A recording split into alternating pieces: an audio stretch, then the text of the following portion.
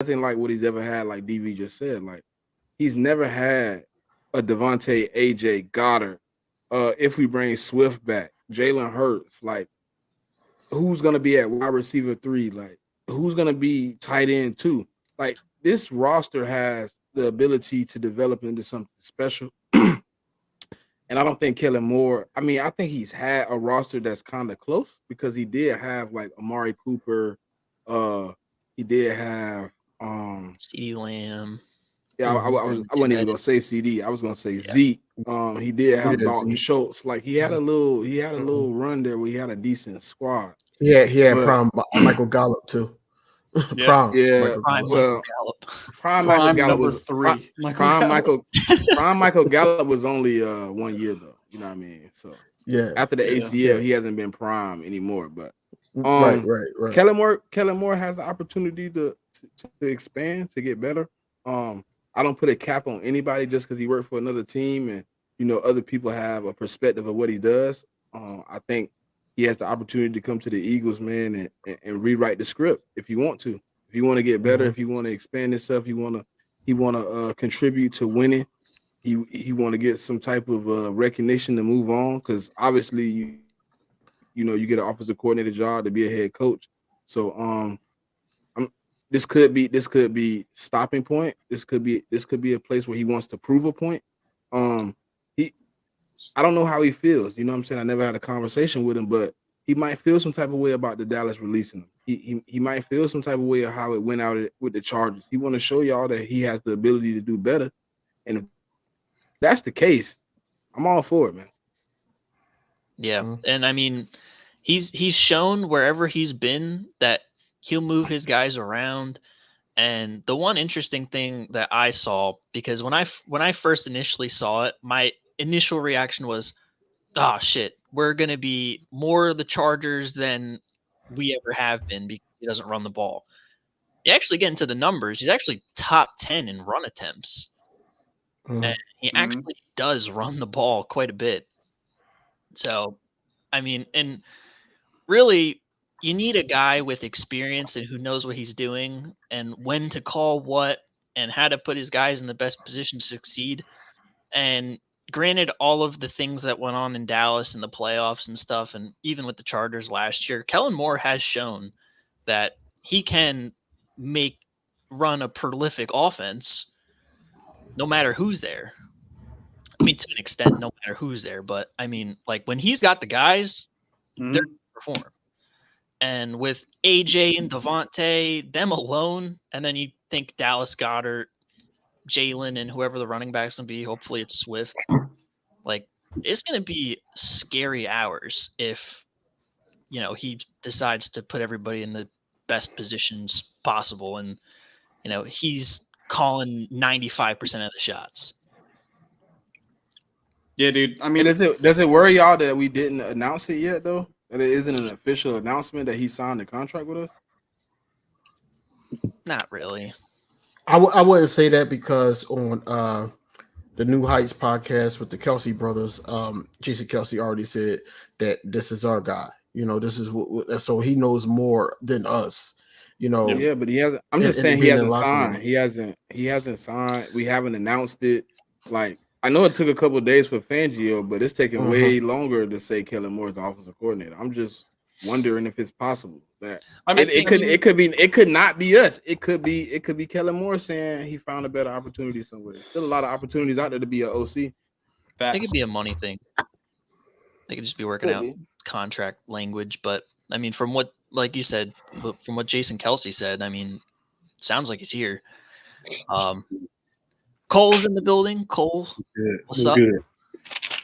What's good? How y'all doing? Doing chilling, good. bro. Chilling. From the guy who watched Kellen Moore himself, what are your thoughts on Kellen Moore, and what do you think he brings to the Eagles? My thoughts. I mean, of course, me being honest, his time basically ran out with us and with the Cowboys. For many reasons, I could say that he was basically him and Mike McCarthy. They didn't see eye to eye. basically scheme wise. He's a good OC. I give him that. He made great plays for our organization, especially when he started off in 2019. Even though we were still with the Cowboys organization, we were still trying to get out of that Jason Garrett type of era. But the offensive scheme that he had, 2019 was okay. He started off great until we ran into. I remember 2019 we started off 5-0, and that's when everybody started to see Kellen Moore as the boy genius. And sorry about my camera, man. I don't know what's going on with my laptop. You chill. So I kind of like fuck it. But yeah, we started off, and then I remember Sean Payton. All his play schemes came from Boise State. Sean Payton did his homework, figured them out, no adjustment. Then he came back 2020. Of course, our defense was terrible. But if you look at the offensive side, Dak was like launching it out. He was on track of leading the league in passing yards before he got his injury. Didn't he also have a year where he threw for over 5,000 the only time in his career with Kellen Moore? He hasn't done 5,000. He was close to 5,000 yards. Okay, close. That was in 2021. He was close to 5,000 yards, 37 touchdowns. Yeah, y'all had like number one in every single offensive category that year. Right. So he loves to throw the ball. And that's good. Especially like I know he's excited, to have the weapons. He has AJ Brown, Devontae Smith. Oh, he gonna use Dallas Goedert like a mug, man. He loves giving the ball to the tight end, and that's good. That's good. And I heard about like the rushing attempts. Yes, he does run the ball. Our problem in Dallas was situational football. Like, we had a lot of problems. I'm not saying that Kellen Moore was the biggest problem of our team, but honestly, as me being a football fan, I would say that we can highlight 2 games where Kellen Moore choked, and that was in Green Bay and that was in Jacksonville. When we was blowing the team out, Kellen likes to flex his muscles a little bit. When the people say the Cowboys like to stat, Kellen would stat at you to death, man. He likes to flex his muscles and impress the people. He gets a little big headed. That's his flaw. And of course, those teams came back and beat us, because we didn't utilize the running game and run out the clock. That's the only weakness I've seen Kellen. I wouldn't even put all of the Chargers' flaws on Kellen, even though it was some situations where Kellen did, have a bad, had some choke ups as far as when they played the Tennessee Titans and they went into overtime. That's the moment, Justin Herbert. Y'all got to go ahead. It's up to you to get that one game-winning drive.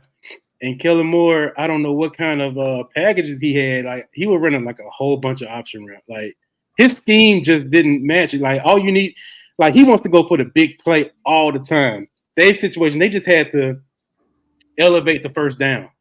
He wanted to get the big chunk play, and they had plenty of time left in overtime. Situational football. That's his only weakness. And I'm being honest, unbiased. It's just situational football. And it's going to come to a time where, okay, Kellen, we need you to go ahead. We need you to score, but we need you to be smart too.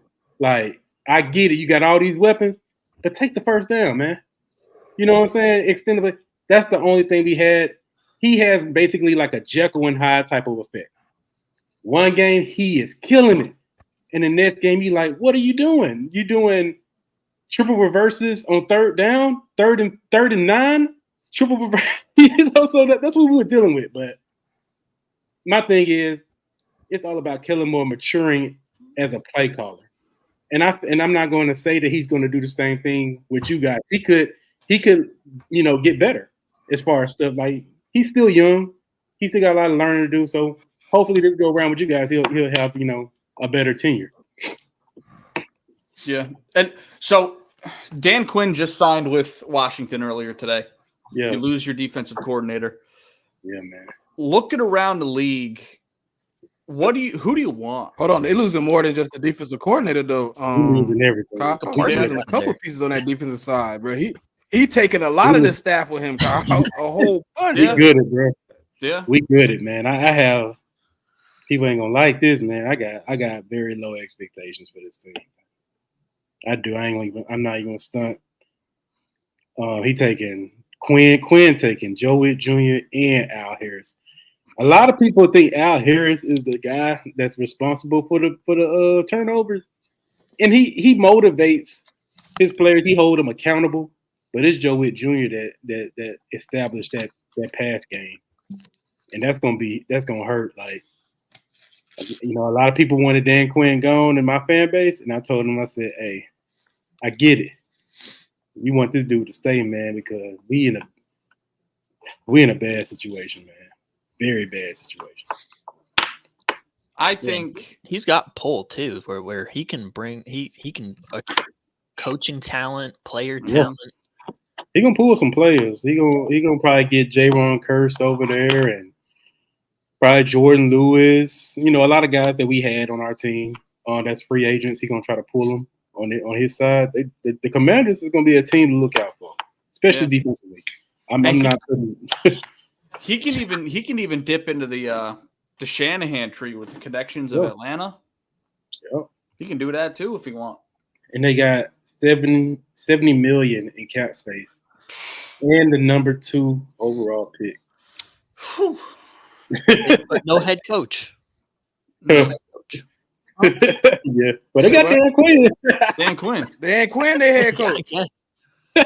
And then hold on now. Listen, I might not the pick of Dan Quinn, but Adam Peters is gonna do some great things for them, dog. He learned some shit. And he tight with Howie, so I know Howie done taught him a couple things too. Mm-hmm. So I mean I can expect the Commanders to make a big leap. I still don't see them being a threat. 7 wins, 8 wins, you know, that's a successful season for the first turnaround, you know what I mean? After being the number 2 overall pick. I can see Dan Quinn get enough pieces to compete. But I wanted to hold on. So like I wanted to get back to the Kellen Moore situation though. Cole kind of hit on a point, right? I know he flexes muscle a little bit, but my problem wasn't about the kind of the flex. It was more like simple football sometimes. Yeah. He get away from it. Like you up 14, fourth quarter, and we still airing it out. We still taking big shots. We ain't running the ball. We just shooting it out. Like, and then the pick come or whatever. They score or you get stopped. They score. It's a 7-point game, and now you want to run the ball. Like, nah, you need to run it the last possession. Now we don't get a drive in. They get the ball back. We done lost all momentum because you didn't know when to switch it on and switch it off. Like, that'll be my problem with Kellen, but I'm hoping Jeff Stoutland can step in and kind of wing some of that away from him. Not to have him. I mean, I know he won't, you know, Sirianni came out and said he want to give the offensive coordinator the full reins. I don't know if Kellen Moore, like, to me, I don't know if he has the reach in the NFL right now to bring in a staff. So I'm hoping whoever does have the reach, I hope we bring in a great staff around him. Because we need a quarterbacks coach. Everybody like Moorhead. I didn't think we did a great job last year at the receiver position to keep Moorhead. But if that's what the players want, I mean, who am I to argue? But I think you know Kellen Moore getting the right pieces in those positions as like quarterback coaches, running game coordinator, passing game coordinator, offensive line coach, receiver coach, tight end coach. You got all those guys in place, and Kellen Moore is installing a good game plan. I think it can go well. But if you got him out there with you know what Brian Johnson and Nick Sirianni was working with last year, I think we're gonna be close to the same outcome because you need the guys that's gonna coach your players up and get them in the right positions. Me and DV always had the conversation like we hire Fangio. Now I want Fangio to go get Fangio guys. Not saying they work for him, but they have the qualities that he looks for in position coaches. Like the dude from Seattle. I've been watching clips of when they recorded him in practice. He's no bullshit type of dude. Like he's literally he's like, look, if you come out the game and the front of your jersey ain't dirty, You owe me. I'm like, what? See, He's telling you, you better be the low man. You better be winning, and the front of your jersey better be dirty because you done went between a dude's legs and flipped him, type deal. Like I like that. So then you go out and you look at. We tried to get Mike Caldwell, another no nonsense type of guy. We working. Like I heard the reports from the Dolphins about them not really being okay with Vic Fangio because some of the players wanted to party and some wanted to work. If you look at it, like he didn't do this with Miami. He just kind of went in and what they had is what they had. But now he's kind of like bringing in what he need. Like, and I just think if we can get the right guys in, I think both sides of the ball can be great. But you got to have the right pieces, man. You're gonna have somebody. You're gonna have to have somebody that. Also, you're gonna have to have somebody that Kellen Moore respect. Maybe somewhere in there, somebody he respect that can rein him in when like Cole said he's trying to flex his muscle. Like, hey, Kellen, chill the hell out, man. We up 14. Let's get this dub. Come on, put the ball in Swift hand. Put the ball in whoever hand in the backfield. Let's get out of here. It's 6 minutes left. We don't need to throw the ball anymore. Do y'all still have a quarterbacks coach? Is y'all quarterbacks coach still on the staff? He gone. Alex, he gone. Do we have a new quarterback coach? Tanny yet? gone. I know Tanny's gone, but we don't have a new one yet. Kellen Moore is trying to get the quarterbacks coach from the Chargers to come with him. Doug Nussmeier. He was with he was the quarterbacks coach when last couple of years Kellen was with our OC. I don't like Doug Nussmeier. And that's the one that's in the Chargers? Yeah. He's not the type. That's the one that went to the Chargers? I don't know his name. Yeah, he's with the Chargers 1 year. He went when Kellen went. Doug Nussmeier isn't the type of quarterbacks coach for Jalen Hurts because he's not going to hold Jalen Hurts accountable. He's going to pat him and say, oh, it's going to be okay. That's what he did with Dak. And I couldn't stand it because I'm like, I need somebody that's going to hold this dude accountable when he fuck up. And Doug Nussmeier would just sit there with the pad. Come sit by me, Jalen. Jalen Hurts, he's the type of quarterback. He's coached better when you hard on him. And he's too relaxed, man. And that's one thing that aggravated me when he was with Dak. I was like, handling Dak with kid gloves when he turned over this football, making the wrong reads. When Mike McCarthy took over, Mike McCarthy, he was looking at Dak Prescott like, bro, what the fuck you doing, man? You know what I'm saying? He held him to a type of accountability, when he fucked up. But Doug Nussmeier is not that type of guy. I hope he don't bring him around for y'all to say I'm just being real because he ain't the guy, man. He's not gonna fit Jalen Hurts to me. Yeah. That's Kellen's guy. Kellen really don't have a lot of pull. No, in this league, And with Jalen, you're gonna need a guy that's gonna hold his feet to the fire and tell him to lock in. And back to Smitty's point about Kellen Moore trying to bring in a guy that's gonna rein him in when he tries to flex. Maybe it's Jeff Stoutland, maybe it's Nick, because Nick's pretty much going to be the situational strategist now that Kellen Moore is going to be running the offense for the most part, and Vic Fangio is running the defense. And, maybe he has more time to be like, listen, you in this situation, 3rd and short, whatever it is, red zone, you cannot mess around. You lock in. So I don't know what guys he's going to bring in, but I don't know if Nick the guy. And yeah, I mean, maybe that he doesn't have Nick like to flex his muscle. Nick like to flex his muscle. That's true. Let me ask y'all a question. What do y'all think about bringing in, like, if he doesn't get hired anywhere, bringing back Brian Johnson as the QB coach?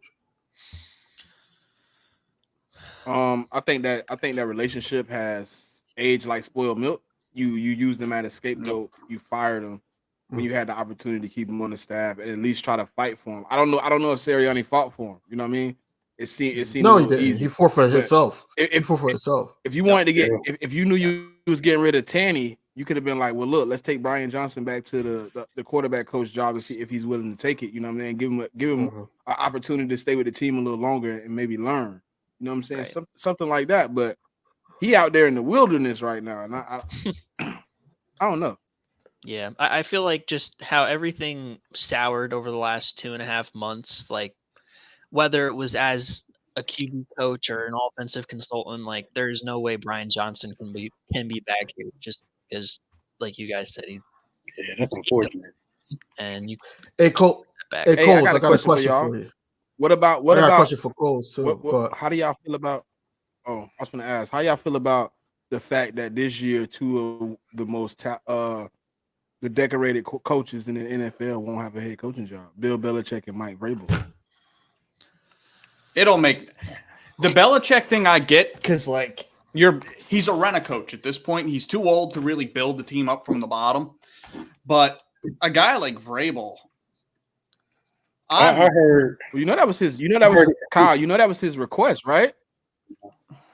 You know that's his request, right, Kyle? That he want a young team that was kind of in the middle of a rebuild, and he wanted to kind of turn them around and help the organization. That was his thing.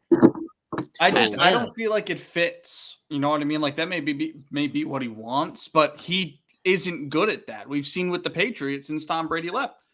And I think that's where the disconnect is between a lot of these ownership groups and GMs and Belichick is he wants to come in and build a young team up, but he couldn't do it in the place he was just at for 20 years. You know what I mean? As soon as Tom Brady left, it plummeted. They made one playoff run with Mac Jones as a rookie. He never progressed whatsoever. Flipping back and forth between Bailey Zappi. We know that's all Bill Belichick's decision. It's just there's a lot of reasons why he needed to come into a situation that all they need is a culture. Like Jim Harbaugh, I think it was a perfect pickup for the Chargers. But Bill Belichick, that would have been a place to go. Quarterback is set. Most of the offensive weapons are set. That defense has enough talent on it that he will elevate it to at least a top 15 defense, and they have some picks in the draft. Like there's a lot that could have been done there. All the other places, it's like Belichick will be 80 by the time you're competing. Right. You know what I mean? Like that's my problem. I think the game is past them. The game is past them. And as far as Vrabel, it's a name. It's a name. He's a good players coach. A lot of players respect him. But let's be real. The tennis. I mean, I know he was dealt with a not too big hand as far as like the quarterback they had. I mean, but over the time, man, like I don't know, man. I think him thinking that a lot of people is uplifting his name is like he's one of the greats. Like you'll be missing if you have this guy. He ain't no different than Arthur Smith. You know what I'm saying? Like that's just how I feel. He's a good guy. Like players love him, but you need a little bit more. Man. He's not on the level of a John Harbaugh or Shanahan. None of that. He's a player's coach. I beg to differ, dog. You think he'll be like great for a rebuild? I think Vrabel is a for a rebuilding team. Yeah, like think about this. This is why I look at it like this, right? Yeah, look, what was Tennessee really when he got there, bro? Wasn't they a rebuild team? Mm-hmm. They still had pieces. I want to say they didn't have Tannehill. They didn't. They didn't have Tannehill. They didn't have any receivers. They top receiver at the time was Delaney Walker. You talking about in 2022? Before they got man, what? He was there 7 years. He was there 7 years, and what? Corey Davis was. No, I'm talking about the year that Vrabel took over. Wasn't Delaney? Corey Davis. Corey Davis came the year he came though. When they got 10, he came after. Because they got Vrabel. Then Vrabel the next year got another Tannehill. In the following year, they had Corey Davis. They had a stacked team in 21. They had AJ and Corey. Yeah. So he had the talent then. He was coach of the year. Yeah, but he built that though. Yeah. Well, him and the GM. Yeah. But y'all got fired. He did take him to an AFC championship game with Ryan Tannehill. Turn the program around. I think he can do great with a program that if he got a lot of talent already. Because he wasn't doing good with when he was trying to build up with scraps that he had.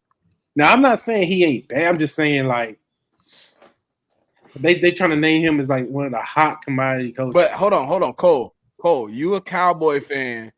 And you know how much the front office can affect your rebuild. you might not always have the biggest hand in the pot when it comes to player acquisitions. Like right now, putting Nick Sirianni out there and say, "Hey, I need you to go be a GM," he might not do a great job. But him not having no say so, we might not get the right players. Like everybody don't have the full say so, and Vrabel probably one of those guys that don't got that. He just like you said, he don't got that much respect. So he just give an opinion. Like I seen guy looked at his tape, he looked good, but I really don't know if you should draft him. They going out doing their own thing. That GM wouldn't listen to him. That's why AJ Brown wasn't on the team. Hey, Smitty, that's why I want. Like that's very part of the question that I wanted to ask. Cole, going back to Kellen Moore, about the situational play calling. Do you think that it was the situation that Kellen Moore was in about the situational play calling? Because when he had Cooper Rush, he was able to adjust and have y'all on a winning streak to the point where when y'all played us, it was more so that everybody, some, I ain't gonna say all, but some Cowboys fans was looking like, hey, we might could get Philly in Philly. It was to that extent because the way y'all was playing ball and the way he adjusted, around that time, y'all was running the ball a lot more. And of course, y'all was relying on y'all defense, but Kellen Moore did call some good plays throughout that stretch. When Dak came back, just how Jerry Jones just came out and said, Dakota, we're going to go as far as the Dak Prescott takes us. Who's to say that Jerry Jones didn't have that call? Like, hey, just like the Chargers last year, they probably was like, hey, put Justin Herbert in the best position to be successful. And that's probably what he was doing, especially on top of the injuries and everything. Like the situations that he's being put in, do you think that that's the reason why his situational play calling was questionable?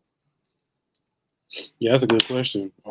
So whenever Dak went out and we had to rely on Cooper Rush when we went on that winning streak, we could pivot back to the first game when we played against Tampa Bay. One thing that we was like, us as Cowboy fans, we was very skeptical on how everything was going to go because we were fresh out of Amari Cooper.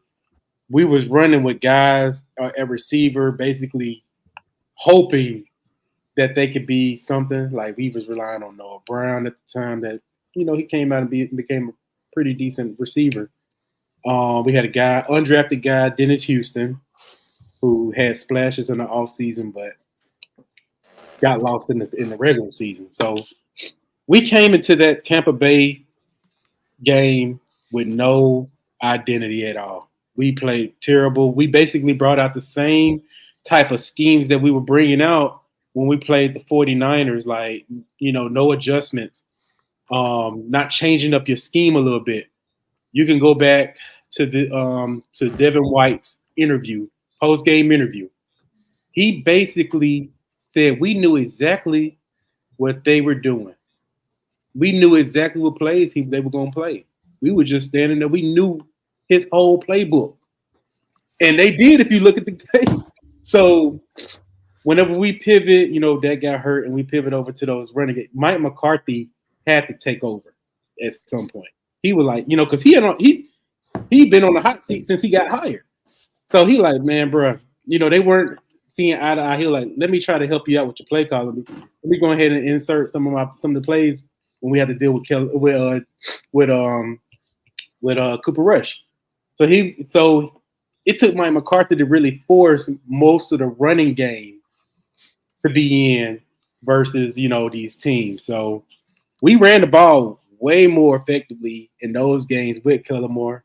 A lot of people give Kellen Moore that credit because he's the OC, but behind the scenes, that was Mike McCarthy stepping in saying, hey, we got to run the ball more because at this point, you can't throw like that with Cooper Rush. He's not that guy. And we went on our ride. Everybody, it definitely like divided our fan base. Everybody was talking about cutting Dak and letting Cooper Rush be the starting quarterback. And all I was being like, I'm just going to wait till we play Philly, man. I'm going to wait because I know it ain't going to work. And when it came to the point where Philly had to make Cooper Rush win the game, that's when it all went down. So we had to force it all took like great defensive play. The defense had to step a notch up, and the offense had to control the clock by running the ball. And that's what the game scheme was. And it was because of Mike McCarthy that we did that.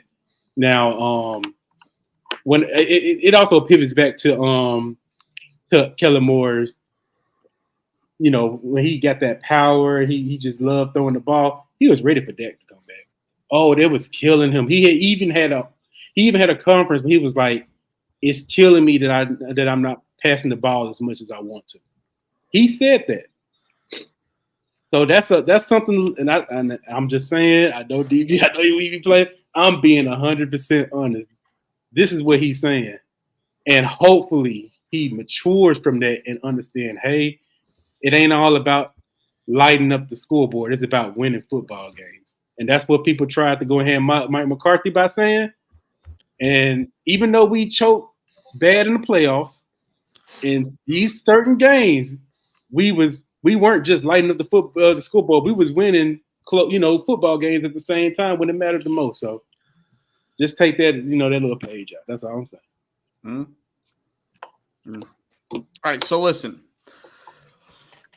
as y'all know, we don't just discuss the teams that we like on the show. We like to dabble in a bit of everything. So I got a couple questions regarding the 2 Super Bowl teams, maybe some of the AFC, NFC championship games.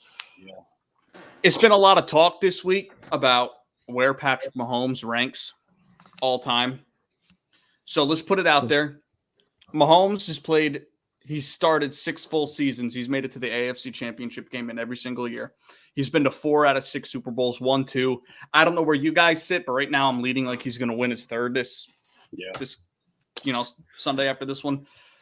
Where does he sit with you guys? Like, is he on your Mount Rushmore already?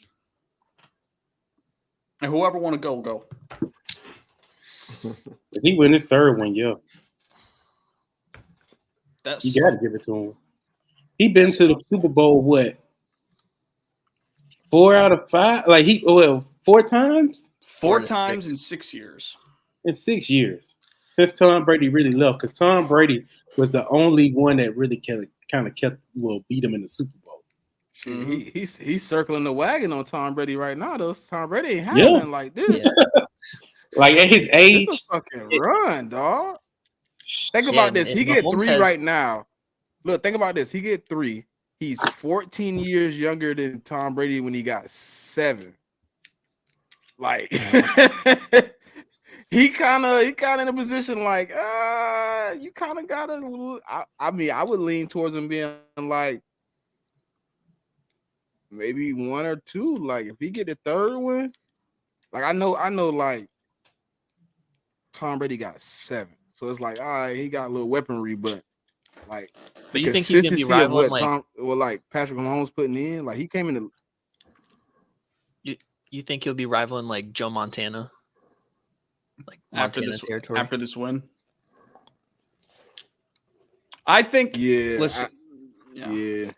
I don't got Joe 1 though. I got Joe 2. Well, yeah, no. Obviously, Tom's number 1, and I mean Pat would be in that 2 through 4, 2, 3, 4 range. I mean, I put Tom Brady first, so I don't have controversy. Yeah, no, the Pat Mahomes GOAT conversation it's a little too early. Come back in like 5 years for that one. But that's about where I win the 3rd one, and then think about this. And he win the 3rd one, and then next year he back in the Super Bowl with the opportunity to win 4. Like come on, bro. Like if you're looking at history, he been the 6 out of his 7 years. And the only reason he didn't go to the 7th one is because he didn't play. They're gonna have facts to to Atlanta he was benched as a rookie, the playing field or something. Mm-hmm. Then you gotta think about it. They kind of went in the same way that how the Patriots did it, like their running game, using the tight end. The defense is playing phenomenal. And then every time they take pieces away from Mahomes, he still succeeds. Everybody thought that they wasn't gonna be the same without Tyreek Hill. Proved that wrong. Win the Super Bowl. Win the Super Now Bowl. they added Taylor Swift to the mix too, and he's just good. I thought that they was gonna have the same type of bad look that we had with Justin Wilson. What's crazy though? I don't see it how y'all see it. I don't see it that he's in a Mount Rushmore. Not yet. Not yet. Only because we had Dan Marino in there, and Dan Marino didn't even win one. You know, he's decorated, yes, but at the same time, you got to look at what the past quarterbacks did. You know, I can't put him up there Dan Marino is right not now in this. and it's just that's your opinion. But what I'm saying is, you don't got a ring, bro. I'm sorry, you can't get the greatest trophy of all time. You can't be in the top 5. I'm sorry. I can't. I agree. I can't agree with that. I can't do that, bro. If you don't go get a chip, dog, I cannot put you up there, bro. Like Dan Marino didn't have a running game. Somebody said it he best. didn't want a running Hold on, Cole. In a space, somebody said it best the other day. You can be a great player with no rings. You cannot be legendary with no rings. What is the legend about you? You went, you lost, you couldn't get back. I can't put you in my top 5. You couldn't even will your team back to an AFC championship game. You didn't even get back to the AFC championship. Like, I can understand you not getting back to the Super Bowl. Like, right now, for me, Lamar Jackson, you need to at least get back to the AFC championship game 2 or 3 more times for you to kind of even have some type of legacy as not just a Patrick Mahomes there. Hold on. No, I said AFC. You don't have to get the Super Bowls. You need to at least get back to the AFC championship 2 or 3 times. You need to play Patrick Mahomes 2 or 3 more times for you to have a legacy that they don't just call you a running back. Like, I respect Dan Marino. He has some zip on the ball. He has probably the most accurate arm that's ever been in the league. Like, he did things that other quarterbacks did.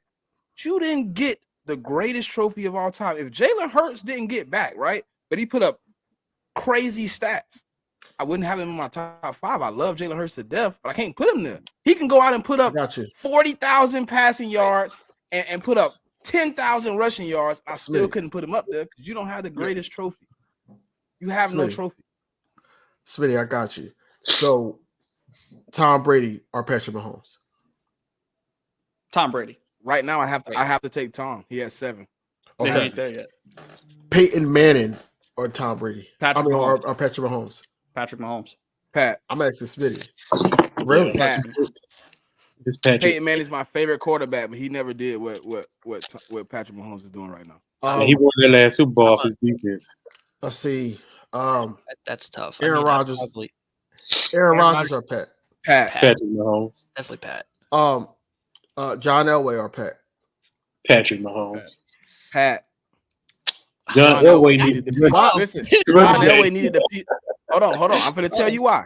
John Elway needed the pieces to be. Think about John Elway before he had number 30 in the backfield, TD. Yep. He went to Super Bowls and lost. He needed a great running back, a legendary running back to get him over the hump. And tight end. So what's your call didn't need that either? Who? Patrick Mahomes didn't need that.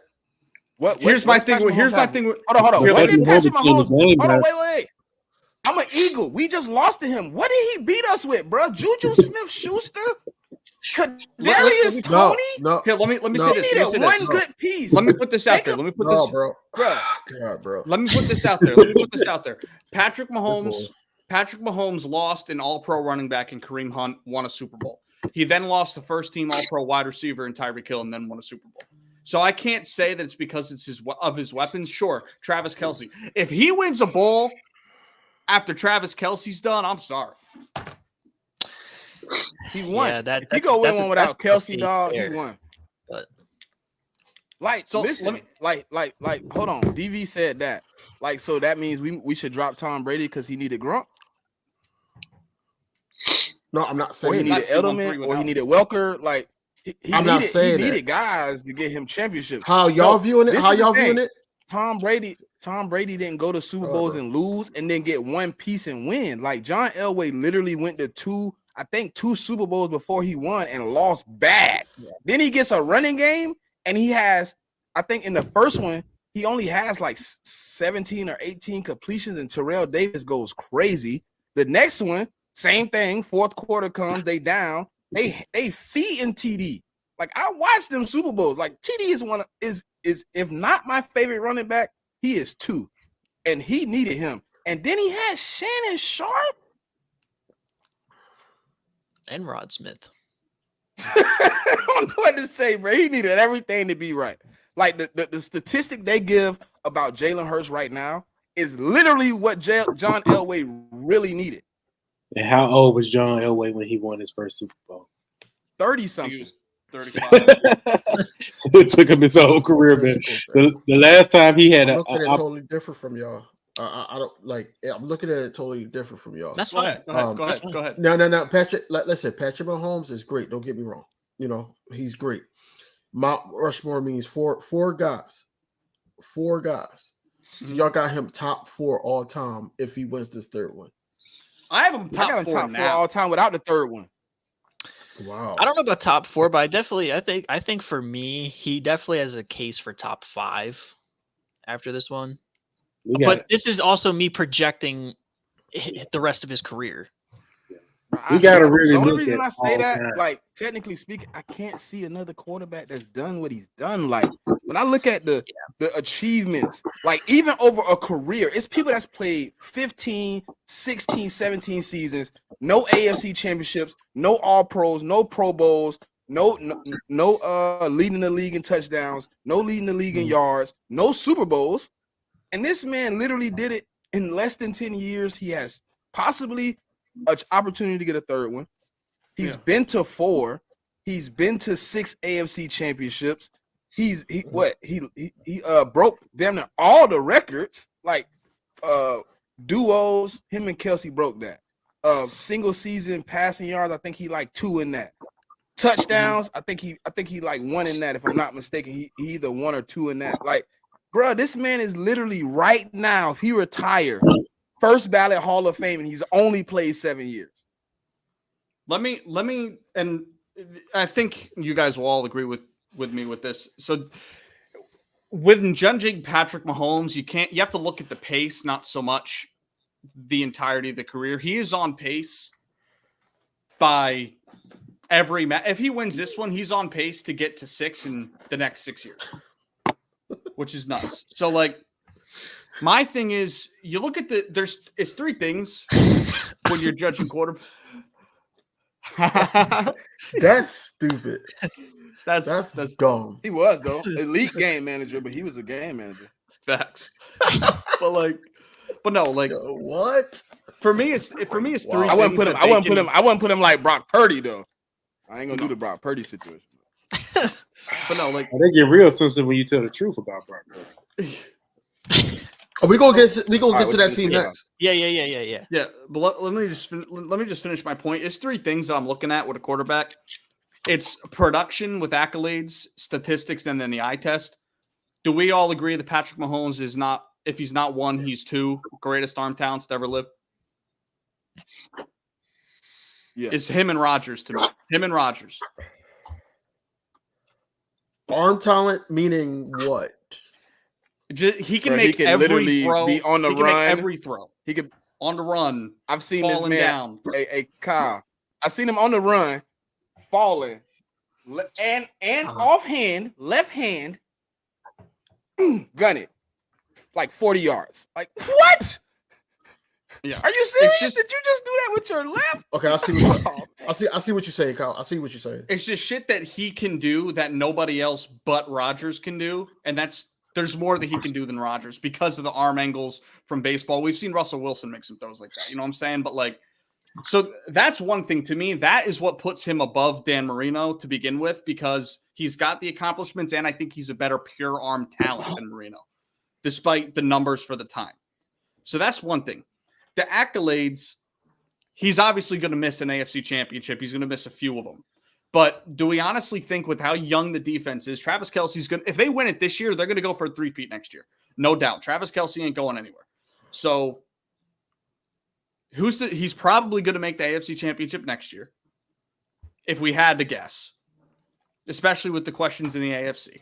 That'll put him at 7 AFC championships. John Elway's only made it to 6. So that's one thing. And Tom Brady only made 13. Yeah, Tom Brady made 13. But like, he would be 27 with 7. Yeah. Yeah, right? That's crazy. Yeah, he'll be 27 with 7. So he's already got more. John Elway's another guy that's Mount Rushmore. He's already got the same amount of Super Bowl wins and he's going to tie him for AFC championships. And he's got one more MVP than him already. So I have Mahomes over Elway. The only guys to me that you can argue are Manning because of the 5 MVPs. They match on rings. Obviously, Brady's got 7, and the Montana went 4 for 4 with rings. That's my whole thing with the Mahomes thing. Like, yeah, you could say it's too early, but if you look at it based off of where he is so far, he's already passed a lot of accolades for guys that played a full career. So it's not crazy to say, like, if he goes out after this year and never makes an AFC championship game again, we'll start to look at him a little bit more like we look at Rodgers now, because Rodgers won that one Super Bowl. We know the talent. We know he's great, but he couldn't get back to the big game. So maybe that changes some things. But if Andy Reid's there another 5 years, who's to say they're not going to at least make another Super Bowl? You know what I'm saying? So if he wins this one and then gets to another one, I personally think he's going to get at least 5. I don't think it's out of the question. He's going to have another 10 years to win 2 more. So, and I don't know about you. Are there any quarterback talents that we see coming up that might be like real guys? Like, I don't see any deep draft classes coming soon. I don't know about Drake. The only person I think that might, and it's a strong might, if they really keep building the team, I could see CJ Stroud. Maybe. I was just about to say that. I agree. But that's one guy that he's got to. I think Josh Allen. I think Josh Allen has the fear of God of Patrick Mahomes.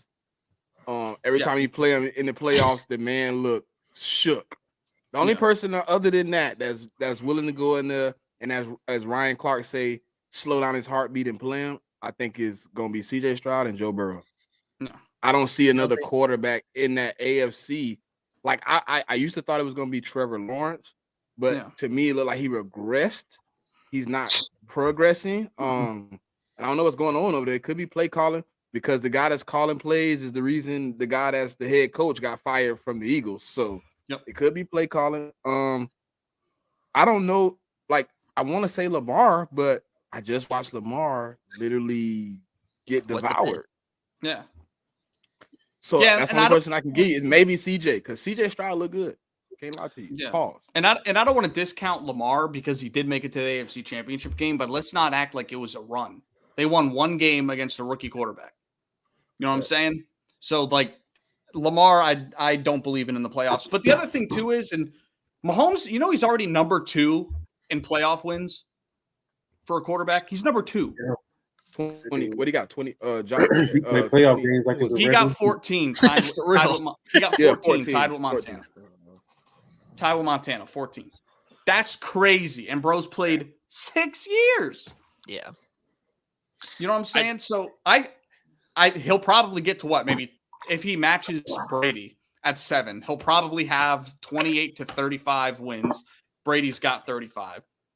He'll have the MVPs most likely, because we'll get stale of giving other guys it, and he'll do. A lot of quarterbacks do this. They'll win back to back, and they won't do it for 5 years. Back to back, something like that. Like Manning should have more than 5. We agree. Brady should have more than 3, probably. Marino should have more than 2. Like, so I just think I don't think he's been right since then, Jigga. After them 13 seconds, boy. That's fact. That boy ain't cooked back since the 13 seconds, dog. Yeah, the Bill fans, they thought he was gonna make it this year. Yeah. So look, I was chilling with a Bill fan when it happened, and it was so crazy. He looking at the TV like, bro, we just won. And then the third, I was like, y'all did not win. Oh man. So I think putting Mahomes on the Rushmore isn't that crazy when you compare it to the other. Like, obviously Montana, Manning, and Brady are locks on it, but when you compare him to the other guys, he's got him beaten something. He has already. A case. I'll give you that. He has a case. I just think, like, I don't know. It feels like too early to be like, oh yeah, like he's better than Elway, he's better than Marino, but he does have a case. I feel like if he keeps going like another year or two, then he probably should be up in that top 4. But yeah, do you think the man got 30? The man got 30,000 yards in 7 years. Yeah, he's 6,500 ahead of Brady where he was at this point. A lot of older fans will pivot back and be like, You know, the era of football back then was way harder, kind of discounting these older guys. Yo. That, you know, Hey, like, Cole. They do the Hey, same. Coles. thing with the Hey, Coles. NBA. Hey, Coles. I didn't want to sound like an old head, but yeah, that's where I was going to go with it. yeah, But I and chilled that's, out. and that's fair to I say. was going to- That's fair to say because football back then, like the stats not as high because they relied on the run game a lot back in the day. Them running backs was getting Yeah. Emmett and Barry Sanders and what's his dude from the Bills, Thurman. Like those were the guys that was keeping these quarterbacks like Aikman and you know what's the dude the Bills quarterback? Yeah, Chip Kelly and all that. So and then it even goes to the part of Elway, you know, because Elway needed a running game to win. But top five, it's crazy that we put a lot of top five quarterbacks within that played within our generation. You know, and there's been so many quarterbacks in this league, like they did like some crazy plays. Like I see why a lot of people lean on Marino only because even though he didn't win a championship, he was very, very, very talented. Like a lot of coaches wanted Marino. You know, Jimmy Johnson went to left that when he left. He wanted to go to Miami for him. Yeah, what's up, Smitty? Hey, I got a question for the whole panel. Yeah. Like, okay, so back then, right, 15 interceptions wasn't frowned upon as it is now. Because I just did Elway's stats, and I never hear anything come up about him being a turnover demon. The man averaged like 16 interceptions a year.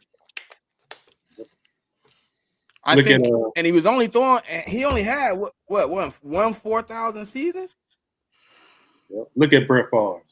Yeah, I didn't know that. I have never really looked at his stats. Yeah, Brett Favre was averaging like 22. Yeah, I think he was averaging 22 to be honest. You look at it like this: turnovers are down across the board, so the standard. But nobody talks about it. But Jalen Hurts just threw 15 interceptions. But they did the same thing with Dak, so we can't. I did. I went through the same thing with Dak.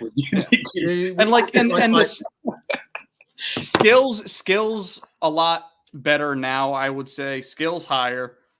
And there's just a lot more talent on the offensive side of the ball, and the game is catered to the offensive side of the ball. So the standard for turnovers goes up. You know what I mean? Like that. That's why. Like we can look back and say, yeah, he threw a lot of picks, but for the time. It's a common thing. You know what I mean? Now it's not as much. So when a guy throws, like, remember when Matt Stafford went on the Super Bowl run, he led the league in turnovers. He only had 15? Like, so the standard's just way higher. 15 is frowned upon. Like, you get 15 now, they like, oh, you a turnover machine. But you get 15 back then, they like, he had 25 touchdowns. Like, because the mindset has changed, I believe. No, yeah. That's what I'm saying. That the mindset was different. It was more so like, hey, Elway got going to have another chance, or Brett Favre's going to have another chance. He's going to continue to sling it. That's why one of Brett Favre's best games was that Monday Night Football game against the Buccaneers when his dad passed away. That basically was his best game, but he just kept throwing the ball. He had picks that game too. That's what I'm saying. That it changed because it was more about winning, not more. The stats and PFF wasn't around, and you didn't have all those things. Now you got those things, so now that's going to be one of the reasons why you can win MVP. Back then, it was more so like, hey, who's winning the most, who's putting a team on their back the most, and that was it. It wasn't nothing more, nothing less. So now it's like, oh, you got interceptions. Oh, you regressed, Jalen Hurts, but the numbers and stuff like that without the interceptions was similar to last season. So. We got to look at it that way. So it's just different mindsets, different standards in different generations. Yeah, and I don't care what people say. Turnovers aren't created the same. You know what I'm saying? I mean, it's going to count on the stat sheet regardless, but I mean, fuck, we saw Trevor Lawrence throw 4 picks in the first half of a playoff game and win it. So, I mean, not all turnovers are created equal. Yeah. And you know, PFF got these new metrics, so they breaking all that down too.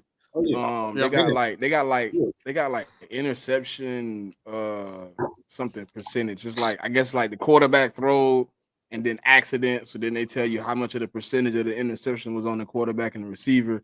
How do y'all feel about these new metrics? Like, You know, they got on target, on time, passing percentages. Like, how do y'all feel about all this stuff coming out, man? It's kind of giving you don't need to be a rocket scientist to understand the game of football. I think for me personally, forget about all the advanced metrics. If you do the eye test and you see a quarterback that can make every throw, he can excel in every situation, can put his team on his back and win games. Granted, what kind of talent and coaching he has around him.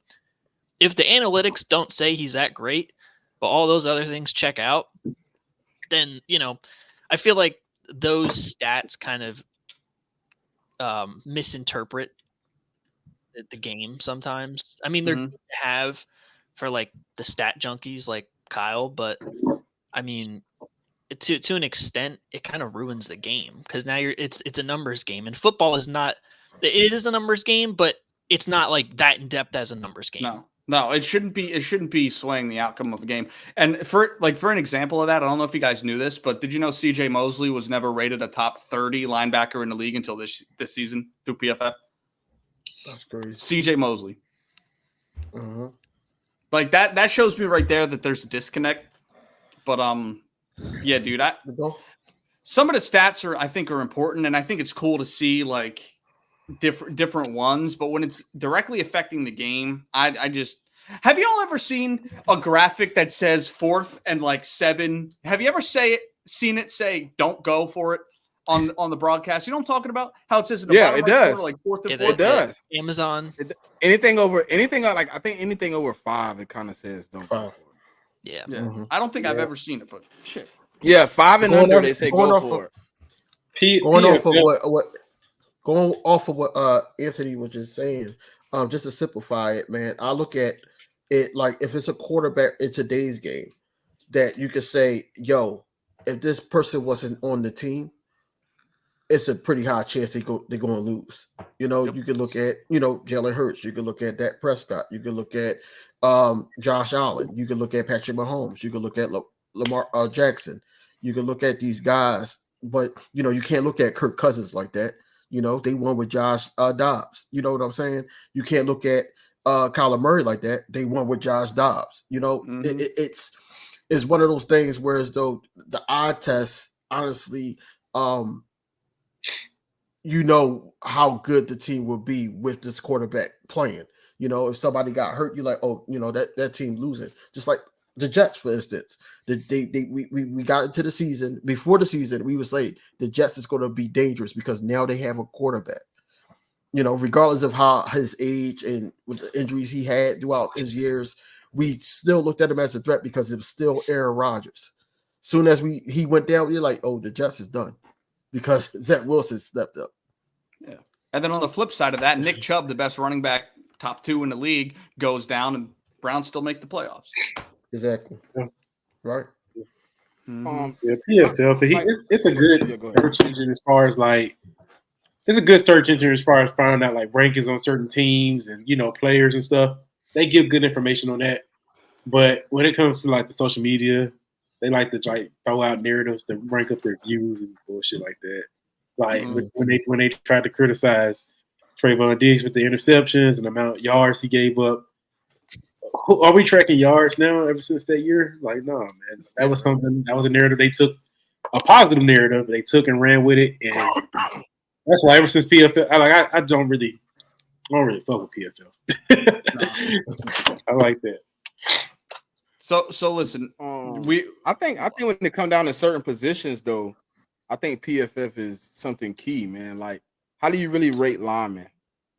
How do you rate your fullback that didn't get any touches? Like, how do you rate a tight end that's a blocking tight end? Like, I think it's certain ones that's come out that's made it better to understand what players are going through or what they're doing on the line. Like, nobody watches the lineman because it's not pretty football. But how do I know my lineman's getting beat if I'm not watching all 22s? I go to PFF. I see that his run block win rate, his pass block win rate. Oh, dang, he only winning 17% of his pass blocks. Oh, he giving up 72 pressures. Like, it's stuff like that where like you really didn't used to know what a lineman was doing because you just look and be like, oh, it looked like he blocked. You know what I'm saying? So like I think with those type of stats, it's cool. I think it's a little overboard though. Like when they go to getting into like, I think what it was, they got one is like, What's the one you just said? The like percent fault of turnover on the oh, quarterback. it's interception. It's called like interception target rate or something like that. Like it calculates like how good your pass was, and That's then it's too like much. so like say for instance the pass hit the receiver hands, and then somebody intercepted, then that Let me would tell you go something. down as a they would take it out. But they got like on target pass rate, like Jalen Hurts is at the bottom of that too. Like he's pretty good with being on target. Dak Prescott is at the bottom. Patrick Mahomes. The worst passer this year in that I think was Tua. Which doesn't surprise me. Yeah. But again, like because he wasn't throwing straight to the receiver. He's more of an area thrower. Like I'm gonna put it here. Y'all fast as hell. Go get it. Yep. Like Sam Howell was too. Sam Howell was that type of thrower. Yep. He was two. He was two on the list. Sam Howell was two. So listen, on the other side of it in the NFC, y'all all hate the Niners. We all know it. Yeah. All right. But they can't have nothing nice, bro. No, they can't. But listen, I feel like we should be giving Brock Purdy a little bit of his flowers right now. Reason he played being, a great game last game. I mean, let's be real. We've been saying all year how we don't know how he can play through adversity. He's been down in both playoff games and has pulled some magical shit out of his ass in the fourth quarter. He had that incredible drive against the Packers to win the game. And then he threw for 127 yards in the fourth quarter last game. So now, obviously, no, he's not Josh Allen. He's not, Lamar, Mahomes. He's not that guy. But, like, do you feel like the hate is too much on Brock Purdy? Because, I mean, listen, say what you want about the receiving core and everything he's got around him. The dude wins games. 4-0 starting from front to back of a football game. He's 4-0 in the playoffs. He's doing a great job. Look what he got around him. Brock Purdy, I'm not going to discount his talent in the way how he's been playing, but I will say that he's on the right team. Yeah, absolutely. He's on the right team. He has a great supporting cast. His teammates believe in him. The front office believes in him. He has a great coach that believes in him. So, when you got everybody believing in you and no criticism outside of your fan base and team, you're going to succeed. Yep. And that's what the Then, who was the quarterback before him? Jimmy G. Jimmy G. Jimmy G. Did he do this too? It looked different though. Yep. Well, there was no CMC when Jimmy G was there, but I mean, Jimmy G was still cooking. Yeah, he was cooking. He was cooking, and Debo, Ayuk, all those guys wasn't really Kittle. like where they are now. And basically, like, just take for instance, like I said, I always bring it up. The game I went to, Eagles versus San Fran. They said, if we want to talk numbers, Brock Purdy only threw 99 yards. The rest was yards after catch because we couldn't tackle. But it looks good for Brock Purdy. Brock Purdy last game, yes, he had a pass that was short. And if that cornerback could have caught it and not bop it up for Ayuk to catch it, then we wouldn't be talking about Brock Purdy having a decent game. True. It's certain things that that you have to look at. Game over. Brock Purdy catch that pick. Right. Brock Purdy, Brock Purdy is one of those guys that's in the right situation at the right time, just like Jimmy G was. That's basically what it is. Yeah. We'll definitely see how he is in the Super Bowl. I mean, I think that'll boil down to a lot.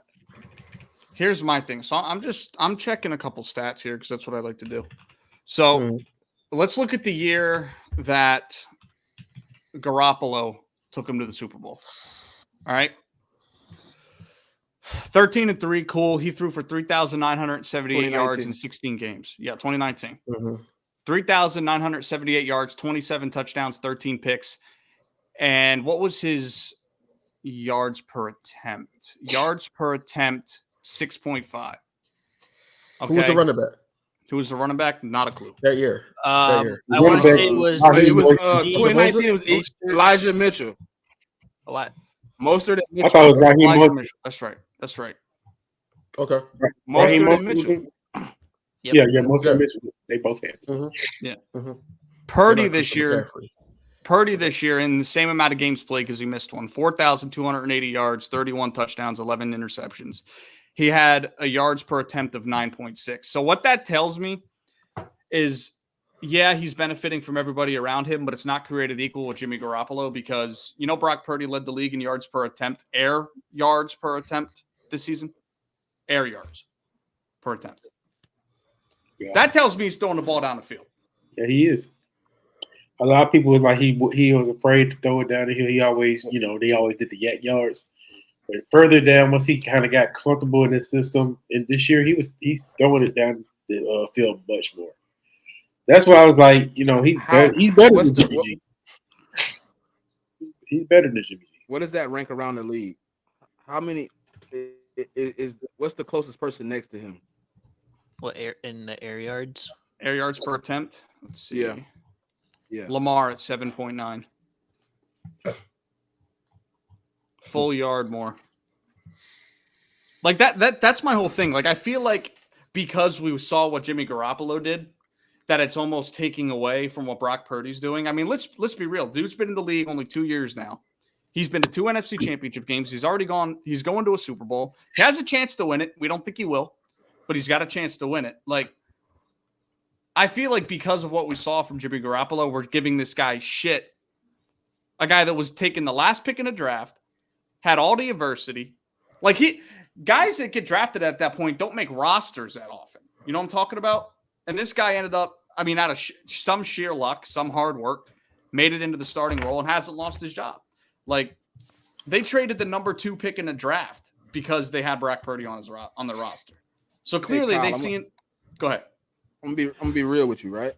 I'm gonna give them the same energy they gave me when Jalen Hurts went to the Super Bowl last year. I gotta see it again. That's cool.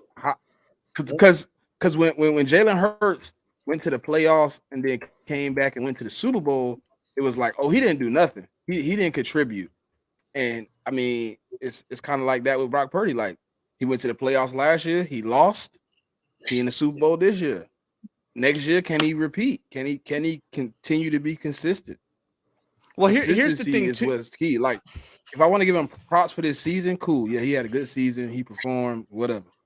But what does it matter? Who's gonna remember this season if he go in here and flame out? Well, my thing is too, though. I feel like we look for every quarterback in the league to be a GOAT. Like, not everybody is simply made to make Super Bowl runs year in and year out. There's only a few guys in history that consistently do that. Guys like Brady, Manning make playoff runs, Mahomes. Like, I'm not saying we need to look at Brock Purdy as a top guy, but I'm saying, like, I feel like it's everywhere. People just tearing him down. Oh, he's bottom half of the league. Like, if you go out next year, make an NFC championship game 3 years in a row, like, what are we even saying? You know what I mean? That's just how I feel about it. I feel like we want everybody to become a guy. Like, I'm sorry, Joe Burrow, Josh Allen, Lamar, Dak, Brock, Jalen Hurts, Pat Mahomes. Not all these guys are going to be making runs every single year because of how loaded the quarterback position is. He's Kurt Warner, though, Kyle. Brock Purdy is Kurt Warner, bro. Kurt Warner, Hall of Famer. He had good seasons, but when you talk about him in top fives or talk about him amongst the greatest of his time or how he competes against the era, the first thing you hear is, man, he was on the greatest team in the era. He had Isaac Bruce, he had Torrey Holt, he had Marshall Faulk, he had a team. So he's getting the same knock that they gave people before. People just don't remember it. Kurt Warner don't get talked about like that. But they don't want to say that. Kurt Warner. He was bagging groceries, bro, at a grocery store when they recruited him to come to the NFL to try out. Like, he did get flowers, right? He got kicked off for the Green Bay Packers, so it was a team that didn't believe in him. Yeah. So, he went through a little bit more. It's just my thing, and that's fine. And I'm not saying he still don't get the praise, Cole. Yeah. It's about Kurt Warner? Yeah. Man, I do. Yes, he do. He in the Hall of Fame. Yeah, he get like, you talk about him like people Everybody talked about Kurt cool. Warner's I'm story. not talking about. I'm talking about when football heads talk. You hear about the story, but when they go to saying, hey, John Elway, they go to bringing up Steve Young's, they go to bringing up Brett Favre's. They'll bring up Matthew Stafford sometimes before they bring up Kurt. Like Kurt was like a peon, and it's the same way with Purdy, bro. Like when you talking about the quarterbacks this year, yes, Purdy had great stats. You didn't hear about him. You heard about Lamar, Josh Allen, Patrick Mahomes. Even though Jalen Hurts played bad, Jalen Hurts, they wanted to see what he had going on. Like he's not in the mix, even when he should be in the mix. CMC was because in the of what he has, though. But I agree, but like at the same time, the problem with top 10 lists is that there's only 10 spots. So guys like Kurt Warner are going to be left off. Guys like Jim Plunkett, who's a 2-time Super Bowl champion, is going to get left off. Like, obviously. But I'm saying in the moment, and back then, we didn't have social media back then. We didn't have all that shit. Hell, I wasn't fucking alive back then. But, like, you know what I'm saying? Like, I feel like Kyle, I wasn't even saying top 10s, though. I know. But, like, I was just my saying point is of quarterback. Like, when you bring up great quarterbacks, he should be on that list, right? Yeah, he should. You don't hear it much. Even when you're not even saying 10s, when you just talk about, if he had won what? I'm about to say if he would have won with the Cardinals that year, he probably would have been considered. Yeah, he was close. I'm not saying we got to call Brock Purdy a god, but if we're gonna give no, guys, I get what you're saying. But if we're gonna argue is Dak a top 10 to 5 guy in the league? Why isn't Purdy in some of these conversations? Because I mean, he's sort of on the who am I thinking of? There's another quarterback that's in the league, Jared Goff. It's the same thing with him. No, because Kirk Cousins isn't doing what Purdy's doing. Brock Purdy's already accomplished more than what Kirk has. Has Kirk had a team like Purdy? Tell me the team that Kirk had with the same amount of talent as Purdy.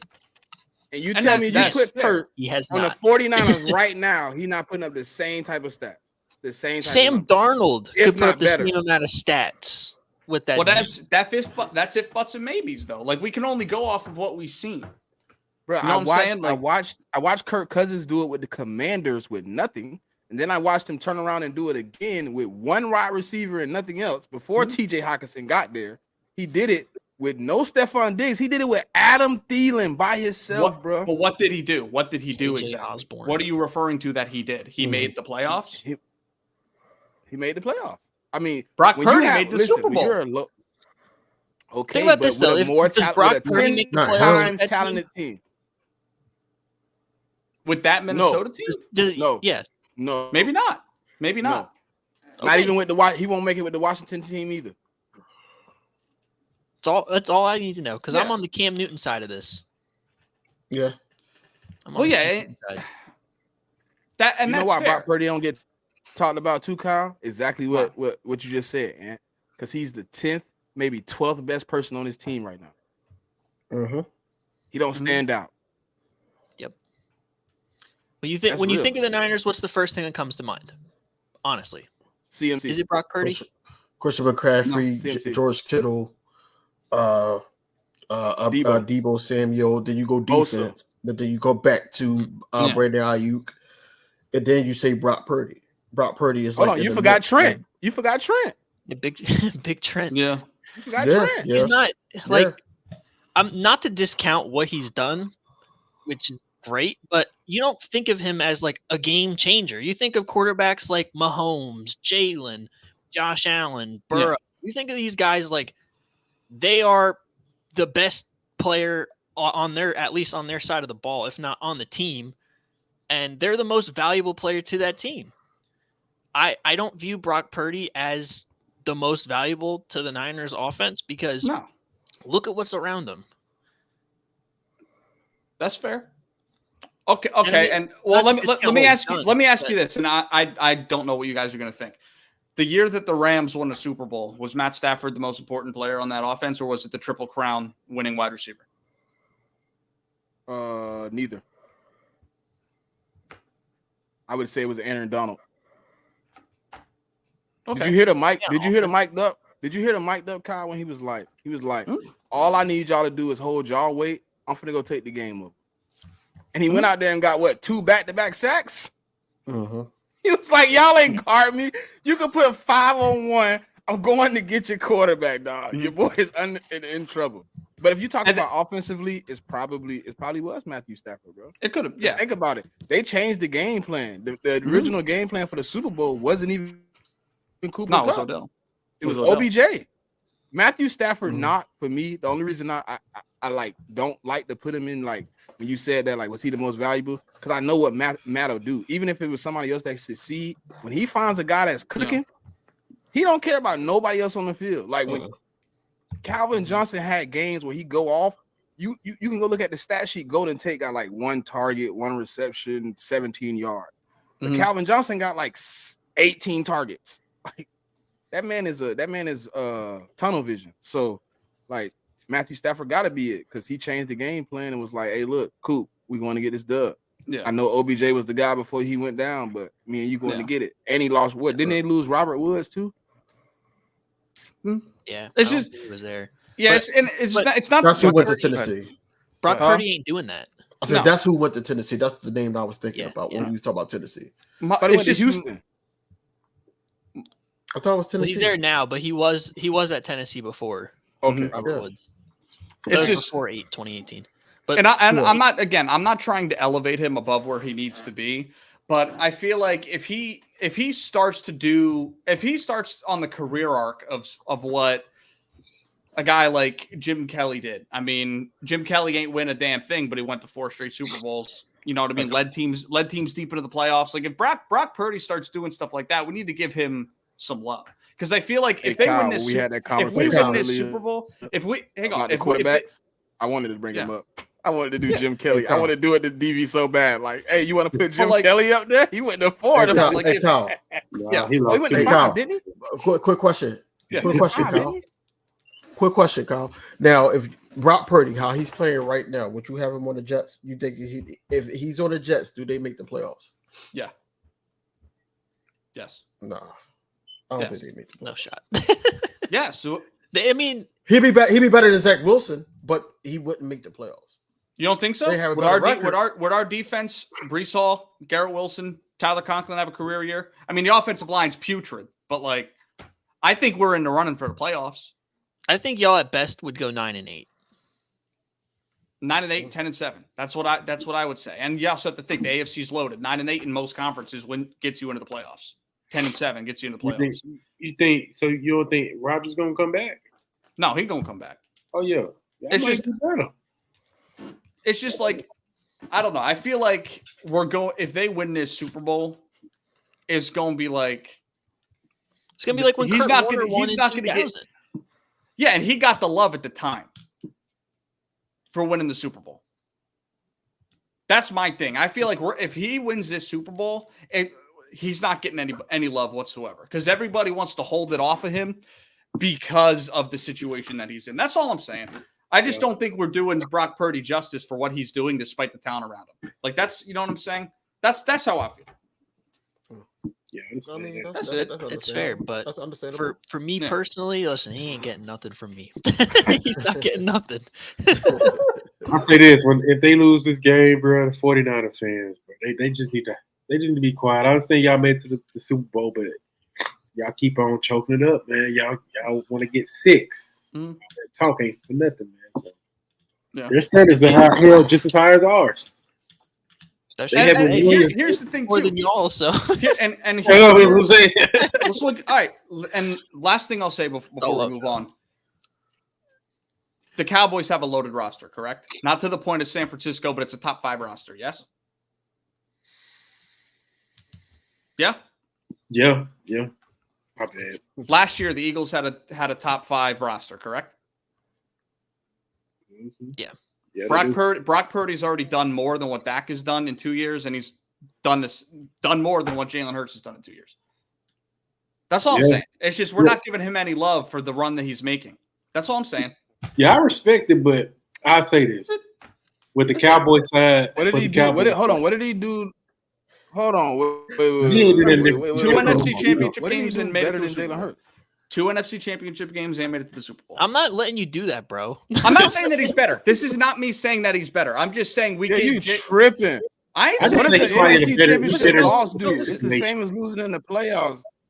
Kyle, I'm gonna refer you to. If you'd have Kenyon. said 2 Super Bowls, then I'd be like, all right. But Jalen Hurts beat him in that NFC championship, bro. Like, No, he didn't. I'm He sorry. beat I his gotta sorry give- ass I'm backup. going with Jalen Hurts. Didn't- Nah, Man. I mean, it ain't my fault. Your coach put a tight end there. It ain't my fault. Exactly. That, Jalen bro. went out I've there been and did trying to his tell thing. Kyle that since that game. It's Since not. what? It's not my fault. No, and that, I'm not saying it's your Kyle fault. Shanahan can't You can't plan have properly injuries, for Hassan Reddick. No, injuries. and I'm not saying. Hey, it's your hey, Kyle. Hey, Kyle. Go ahead, Hey, go Kyle. Listen, If you listen, put hold on. if you The put problem Jalen with Hurts, if you put Jalen Hurts on the 49ers right now, are they going to win this game? No, no, and it doesn't really have any. It doesn't have anything to do with the team. They're going up against Patrick Mahomes. The Eagles roster was just as loaded as this team is this year. Bro, Last season, and y'all couldn't get it done. Drug tested. That's it. That's all I'm saying. No. They're more loaded than us. They're more loaded than us. And they better coach. They got and 2 they better stud coach. linebackers and better coach. They have all Yeah. pros at every single position. Essentially, Bullshit. No. He's in a perfect. He want Brock Purdy to get. perfect He want Brock situation. Purdy to get flowers, but don't want to give Bro, Jalen none. You see we- how this I is? gave We Jalen would be- Hurts love last season. I said Jalen Hurts was not a top 5 guy. He made it to the Super Bowl. I said he's a top 5 guy. I gave him my love. if Jalen Hurts was on the Niners, we'd be talking about him like Pat Mahomes. Do you think if No, we would not. Because if he was on the Niners, you guys wouldn't be as such a big of fans as him, and you'd say he's only winning because of that roster. You know damn well that that's true. well, this is where politics come into play? Because No. do you believe that Brock Purdy will still be this way if he was to get a bag? No, because the roster would come down.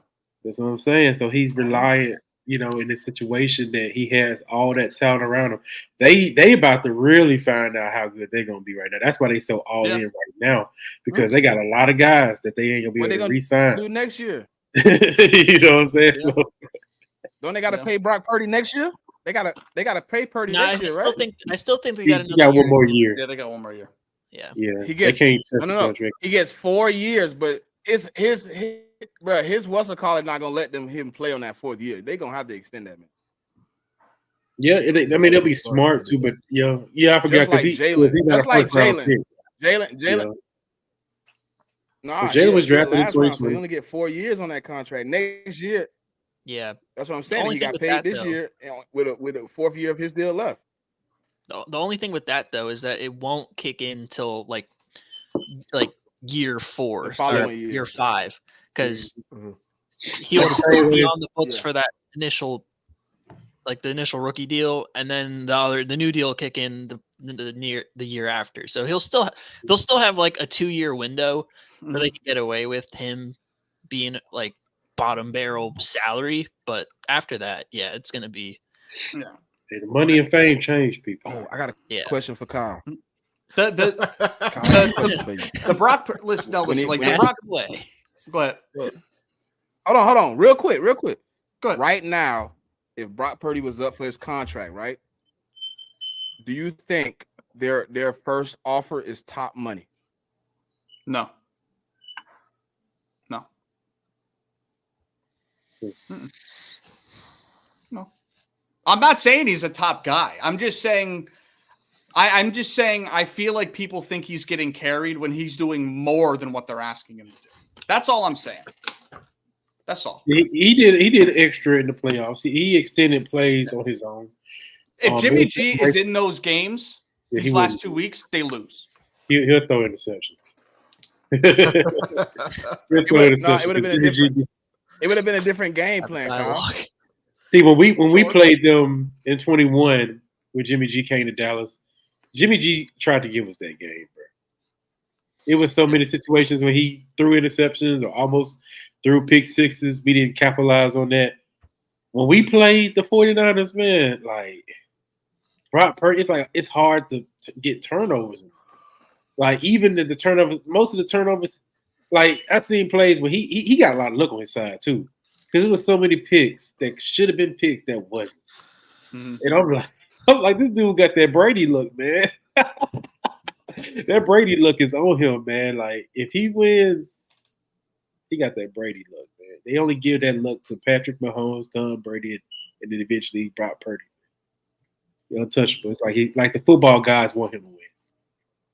They don't be pissed off. But somebody gotta lose the Super Bowl. Somebody gotta lose the Super Bowl. I think it's going to It need to be Brock Purdy, bro. Oh, I know y'all don't like the Chiefs because y'all played in the Super Bowl, bro.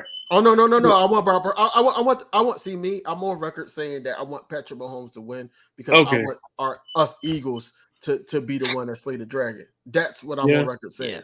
So you don't want the 49ers to. Y'all think Cowboy fans are annoying?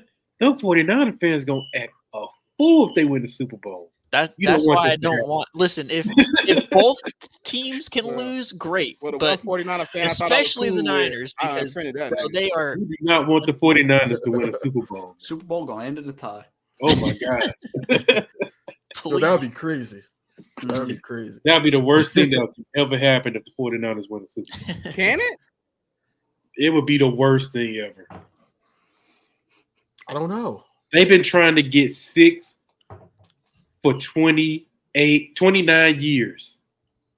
They've been trying to get 7 for 28 years. You know what I'm saying? They've been trying to get to 6 for 28 years. They gonna act a fool, man. And we know how annoying the fans are. Oh, they gonna be on it, man. Definitely need the Chiefs to go ahead and win, man. I just like seeing legacy shit, so I'm gonna pull for Patrick Mahomes. Yeah. I like seeing the accolades stack for a lot of guys. No. Taylor Swift is going to be in the crowd. I think that it's going to make for good content. Whereas though the Super Bowl halftime show come on, Chiefs win, confetti drop, Travis Kelce probably even propose to her or whatever, and then she does the Super Bowl after show. Do you guys honestly objectively care that they show her at the games? I don't. Yeah. Let them get their money. I kind of do. I kind of do because it's taken away from the game because the commentators. It's not so much that the commentators. The camera is swaying on her. It's more like, oh look at that special fan. Look at her go. You know, that's why I was so happy when Jason Kelce basically took over the box. Yeah. You know, I was so happy that he took his shirt off, did what he did, and everything like that. Because I'm like, it got off of her for just a second, and they couldn't say too much about her. Yeah. I saw a stat on Twitter. She's shown for a total of like 24 seconds or like 23 seconds a game. That's her average like viewer time on it. You would think it's way more because they show her 5 or 6 times. 23 seconds is how long they show her. The BK commercial. I think somebody said what is like it's like 4 seconds. What they said is 4 seconds of view or something like that. I seen something like 4.6 seconds per camera shot. Hey, but y'all, I was looking up that rule about the tie. Y'all know there's no rule, like there's no rules for overtime in the Super Bowl after 3. Y'all knew that? Like after 3 overtime. So the rules stop at 3 overtimes. Mm-hmm. Wow. That's crazy. It never happened. I'm rooting for quadruple overtime. There's only been one overtime Super Bowl ever.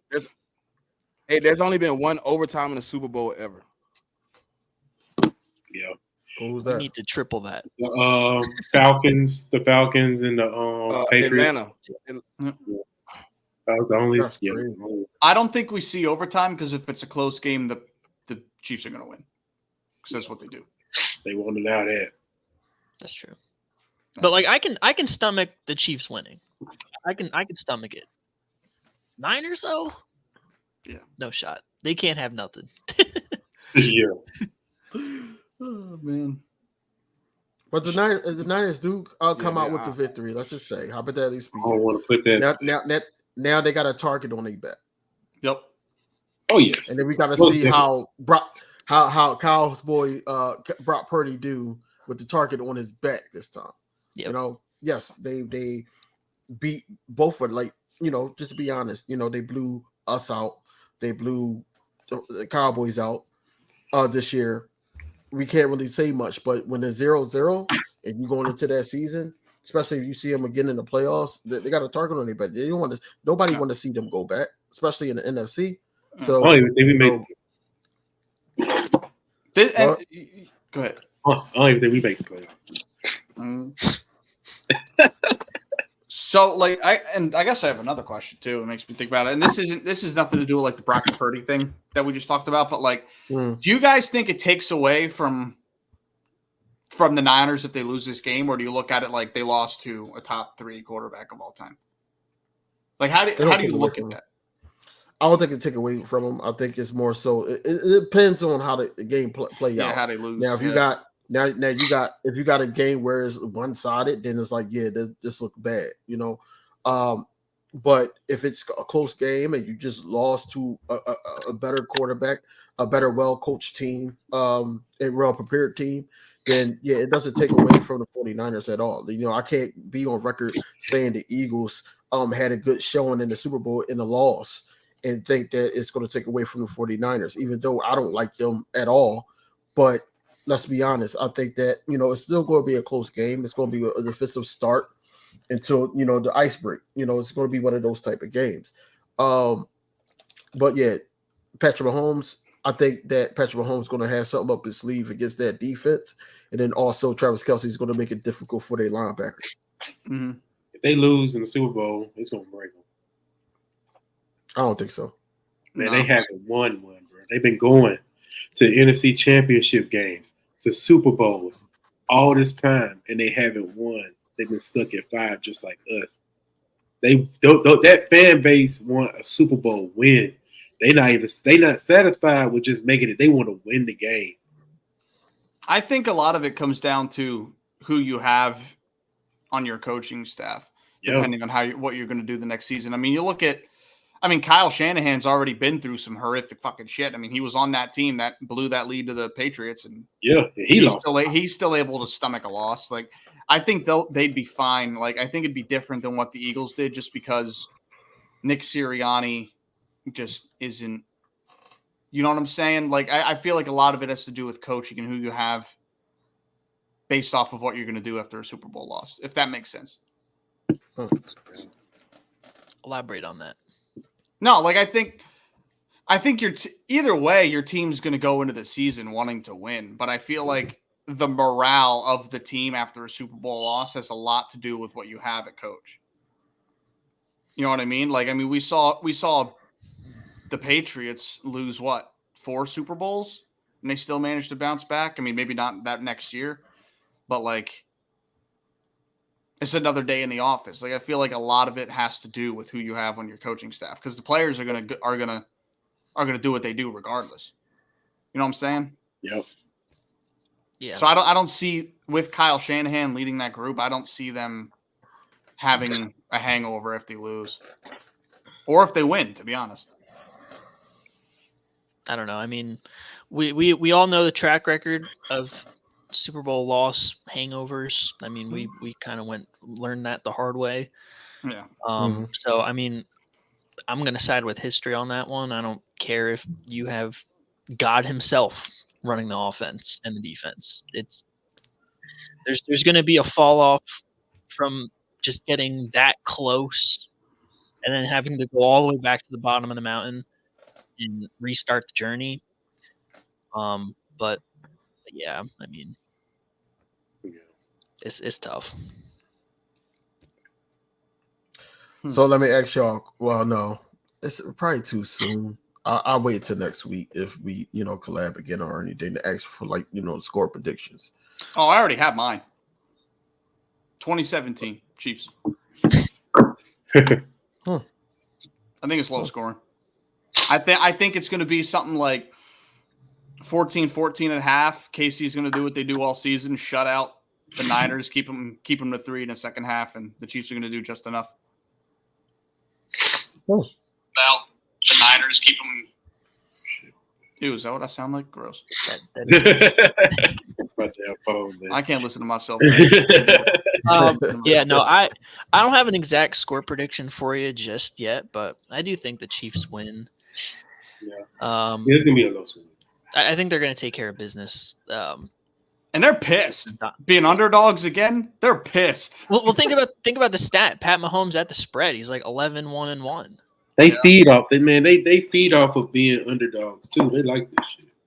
Facts. They always go, especially Kelsey. Oh, when they win, he gonna be like, man, y'all, man, people doubted us and all that shit. He do that shit every time they win. Mm-hmm. Yeah, I do think it's crazy the conflicting stats that I saw to like pick this game. There was that one, the Pat Mahomes at the spread one. Then there was like the 49ers in the seventh time now that they've made the Super Bowl. The times that they've won the NFC Championship, opponent that they beat had blue in their logo, in their branding, and the other 2 times they lost and they beat the Lions. So now it's like, oh well, they might win. But yeah, no, this is going to be crazy. But I think the Chiefs take care of business. You know what? You know how I always say, like, and Anthony knows this. You guys don't really know because I've talked about it a lot on the show. You know how Jared Goff is incredible in a dome compared to outside. You know, Mahomes has only lost 1 game in his career in a dome. 1 game. That was an Indy. Yeah, I think so. It don't get brought up because his stats outside of the dome ain't bad. But when you look at Jared Goff outside the dome, he sucks. Yeah. Yeah. It's bad. It's like night and day with him. Yep. Yeah, bro. Yeah. One And loss. they only have 3 outdoor games next year. The Lions? Yeah. Yo.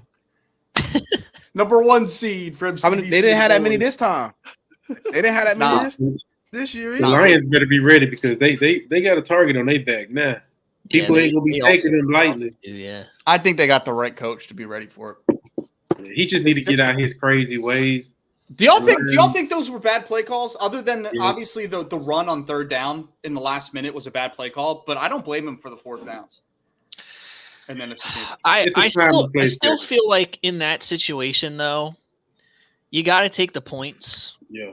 I understand where he's coming from, and you want to just absolutely put the game away and put the dagger in them, but like psychologically getting the points.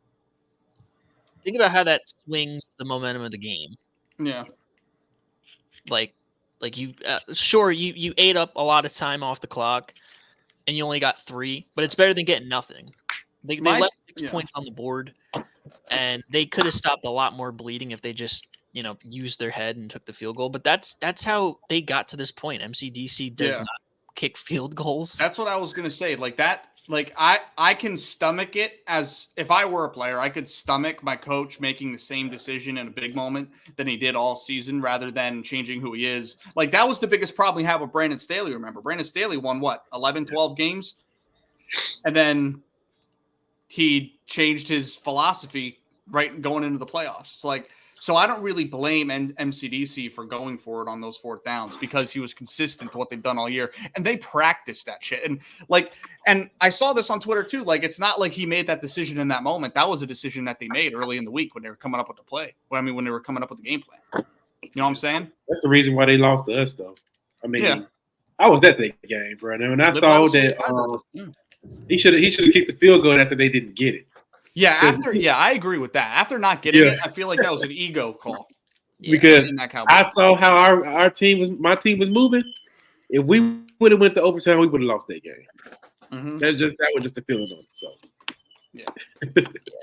Twiz absolutely agree. The Gibbs fumble and then the luckiest catch that I've ever seen ever. Yeah, that was wild. Mm-hmm. That's what tipped that off for them. Sometimes it's better to have luck than be great. Yeah, I was convinced. Like I'm ready for Chiefs Lions Super Bowl. Yeah, that would have been the People's Super Bowl. We all thought that was gonna happen. I did. Man, Lions fans, bro, they were so sick. They were sick when they lost. Yeah, Eminem must have been sick at that game because he was really feeling himself in the first half. They must have given it right back to him.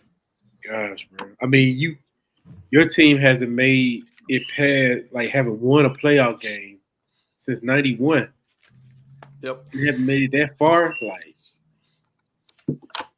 That's crazy, man. And then you were leading. You had the game sold up, and they came back and beat you. It was up Problem is they 24-7. played not to lose. Yep. Way. That's what That doesn't work.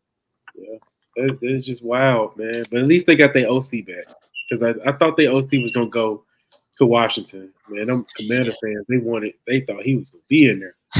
Jobs open every They got year. more than the OC back too. Who else they got back? They got Glenn back too, right? They got Aaron Glenn. They got Glenn back. He came out and said he's staying. Oh yeah, hey, but hold on, real talk. We Eagles. We NFC East. Let me ask a real question. Do y'all think the Commanders was that unappealing that coaches was willing to just stay at home?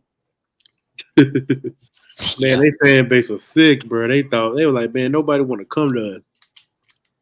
But I think it was more to do with the ownership, and I'm like everybody. Like I was just talking about, I'm a Josh Harris fan, and he sucked at ownership. Honestly, he really do. I just think it's the ownership there. I think that it's more so. I don't know. You don't know what you're really going to get out of Sam Howell. You don't know what you're going to get out of that staff, and then y'all let go. Basically, y'all defense mid season. So it's like, what are we doing? What's the get up? And a lot of people that was looking for jobs is looking for some type of establishment and going forward. Washington Commanders don't see that out of them. You don't know which way they're going to go.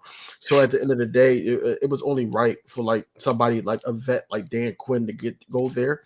I seen the retweet that Cole had. He was wearing a Cowboys sweater, and he said, "Yeah, I'm your next coach." Like it seems like he already knew what was going to happen. Dallas Cowboys media got on me about that video. but overall, I think that this is a good look for Dan Quinn. And this is probably going to be his last straw as head coach. Yeah, probably. Hey, if that's true, DB, what you said, they don't know. They haven't ruled him out or not. If a coach and a GM, you are new to an organization. If you are looking for an established team, then you're looking at the wrong team. You shouldn't even give them an interview. You knew they weren't established. They had a new GM, new coaching, new ownership. They basically coming to you in the interviews telling you they're going to give you the opportunity to build your own staff, build your own player. You're going to get the opportunity to draft the quarterback that you want. Like if you Ben Johnson, if you Bobby Slowick, if you are looking at a team and saying, "Hey, I want them to be established," and I'm 37 years old, you got the wrong damn job. Because it's not too many established teams that's looking for a 37-year-old head coach, because most of them already have their head coach. Most of the established teams, unless it's like a Andy Reid situation where you might think he's going out the door, that's the only way you get an established team. An old dude like Bill Belichick, Pete Carroll, and Andy Reid saying, "I'm hanging it up because I'm 70." But if you a coach and you see a team get a new GM and you get him an interview, back of your mind should say, "I know 100% this team is not established, and I'm going to have to establish them." To me, that's what I would want as a younger coach. I want to build a team. So when I do get older, guys can look back to me joining the Commanders and say, "Man, look, they was a 4-win team. He took them to a 10-win team. He took them to a 9-win team. He made the playoffs 3 or 4 times with that team." You don't have to go to the Commanders to stay forever. But it could build your resume. Dan Quinn don't need to build his resume right now. Dan Quinn was the last option because Josh Harris wanted somebody young and innovative, so he don't go back to that old school, let's run the ball 1,000 times like Derrick Henry. No, they wanted claim somebody young. The media there claimed that Dan Quinn moved up the ladder in their process of interviewing. I mean, because of his interview, they was intrigued by him. I think it's bullshit, but but yeah, they pretty much trying to I think he moved up the ladder. He moved up the ladder because Ben that was the Johnson guy they was could like, interview. Yep. He moved up the ladder because that's the guy they could interview. Everybody else was holding him off. Wait. Ben Johnson called him mid-flight. No, I'm good. I'm staying. And they was already about They to thought hire they had their guy. I mean, that's Washington. Aaron for you, Glenn, man. right? They was interviewing Aaron Glenn too, right? Glenn, yep. That's Washington for you, man. Like, Yep. Everything go crazy with them. But we'll see how they are with Dan Quinn. I got a question just because I thought about it and I think it's funny, and I could be completely wrong. Is Nick Sirianni just Adam Gase with a good attitude? That's the vibes, man. I'm just waiting for. Hold on, did Adam Gase ever do? Hold on, when Adam Gase, what was Adam Gase doing before? Did he do anything when he was a head coach? He never had the opportunity to do anything, right? I wasn't that serious of a question. No. I'm asking because it's like I don't, bro. Honest to God, truth, I don't remember Adam Gase like really doing shit. Like all I remember him doing is getting on the Jets, everybody complaining off the Jets. Like that's what I remember. They took Ryan Tannehill to the playoffs.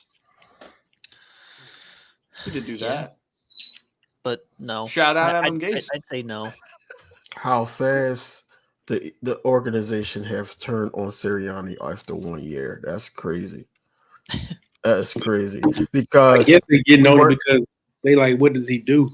I just think it's obvious at this point that Steichen was the guy in the room and Nick Sirianni's just y'all groupie.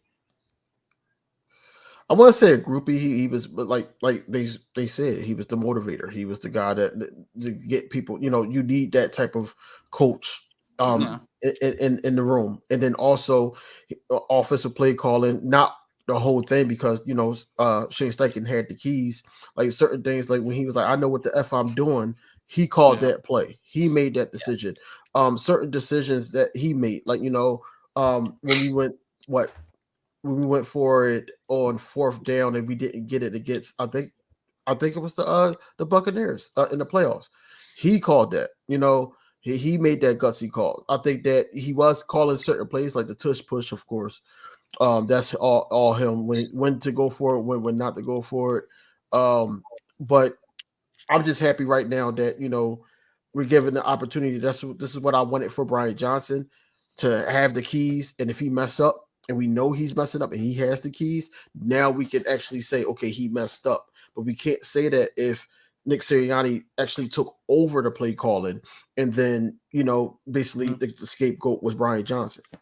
I was going to ask this earlier, but like Kellen Moore, like we said, doesn't really have a lot of pull. Like say y'all start the year 4-1, but it doesn't look pretty. Won't he just take the keys back again and y'all end up right in the same spot? I don't think he has that. I don't think he has that opportunity. So. No, because Howie and Jeff Lurie won't allow that. Okay. Just curious. Kellen Moore has. I know y'all might not believe me, but Kellen Moore got a lot of respect with his organization. Before we hired Sirianni, we were looking at hiring Kellen Moore as the head coach for a second. I remember we interviewed him as the head coach, so he has some type of pull with Howie and Jeff. Like they got some type of love for him. So I don't think that would be allowed. And I know Kellen Moore is willing to stand up for himself. He willing to be a man and be like, nah, you ain't doing me like this. Y'all should be happy that he didn't get that job. I don't think Kellen can handle the fan base, bro. I don't think he got that mental. Well, we shall see, because if he sit up there and do with everybody outside of the Philadelphia Eagles fan base think he's going to do, then he's going to be right out of Philadelphia. Man, Dallas protected Kellen Moore, man. They made him like, shoot, he ain't the problem. We ain't protecting nothing. I do want to get your thoughts. I think Sirianni can draw it up. I just don't think he can execute it on the field. Yeah, no, he ain't. I've said he ain't an X's and O's guy. He is an X's and O's guy, and he is an X's and O's guy. Bruh, think about it. Sirianni used his playbook. What's the name is still using his playbook. Steichen in the Colts. He has a playbook. He just can't call the plays inside of it. He knows how to organize it. He know how to draw it up. He know how to put it in the book. But when it comes time to get on the field, he gets stage fright and he called bullshit. Well, let me ask you this: Are y'all all the using plays that's in that still? playbook is Sirianni plays? Yeah, we still. I don't know if we're gonna still use it now. I don't know if we're gonna use it now because they said they're gonna give Kellen Moore the opportunity to bring in some new stuff. But I think his playbook still gonna be a part of the offense. That's what he said. That's what he said at the press conference. That's what he said. Yeah, Kellen Moore, he uses a West Coast type of offense, but it ain't really West Coast most of the time. Like, he likes to be empty sets all the time. He loves them empty sets. And some awesomeness. Sometimes you just gotta go out there and be able to at least have your running back, do a lot of motion with your running back and receivers and stuff. He does that, but he gets he loves 11 personnel. We be wanting him to stick to like 12 or 13 personnel. And then when it's working, he gets away from it. And it always pissed me off because I'm like, we're moving the ball. Why you switching it up again? Like, it wasn't working right there. Yeah. Those are just things to look out for with Kellen Moore. If he bringing his play calling in, that's good for y'all because y'all got the weapons. Y'all got the weapons that can, we had unexperienced receivers that were doing option routes that weren't running the option routes right, and that's what led to some of these interceptions too. But y'all got experienced receivers that can probably, go out there and make those type of plays. So yeah, it may work out better for y'all. Imagine Devontae Smith in motion, just moving around inside out. Yeah. With the Keenan Allen type of route tree, that picture floating around on Twitter. Oh my God. But he has to be balanced and he has to be locked in situational ball. That was really our main Achilles heel this year. Just situation just not there. I was bland on offense. Yeah, we were playing. Like those normal slants to AJ, that stuff got old and it caught up. The game caught up on that shit. And they just stopped calling it entirely. But you put them in motion and they got to worry. You got to worry about both receivers. That's gonna be dangerous. I have to give y'all that for sure. Yeah. And I'm telling you, Dallas Goedert is going. His numbers. Just imagine we able to get a stud at the slot. You talking about where? I feel like Zacchaeus could be serviceable there. He just didn't get any run. Like when his number was called, he made plays, but they just didn't trust him for whatever reason. So I feel like you got to give him a little bit of run. Yeah. One final question for me. I wanted to ask this earlier. AJ Brown. We know the media storm that's been going around with him and the crazy trade rumor propaganda. Do you guys think there's any substance to it? And is he really going anywhere? Because me personally, I think it's bigger than what it is, and he's not going anywhere. I think that if shit starts off rocky next year, it's going to cause a lot of problems. I don't think it's a problem now, but if we're 3 games in, y'all are sitting at 1 and 2, and the offense can't get going, then I think it's a question. I don't see AJ Brown going anywhere. I think that it would be dumb to trade him. Big part of our offense. Guy basically broke records both years that he was with the team. Yeah, I just think that he never came out and actually said what the Eagles fan base wanted him to say. But I felt like that it was a lot to read into when you're looking at these interviews. He's more frustrated with the media, keep asking him about certain things. I think he's trying to stay away from negativity. I think he's trying to clear his headspace for the upcoming season. He did say that he enjoyed playing with Devontae Smith. I think that he's looking at when Kay Adams asked him about the locker room, he basically put himself in there. basically saying that we gotta not dwell on what happened, but how could we move forward? I still think that he's still an Eagle in his mindset, but overall, I just think that with the trade rumor, it's ridiculous at this point. You're not going to sit up there and just trade a captain, somebody that boosts your team. Yes, we did have a wide receiver 1, but now we got AJ Brown to the point where we got 2 of them. Now the downfall is we don't do anything these upcoming years.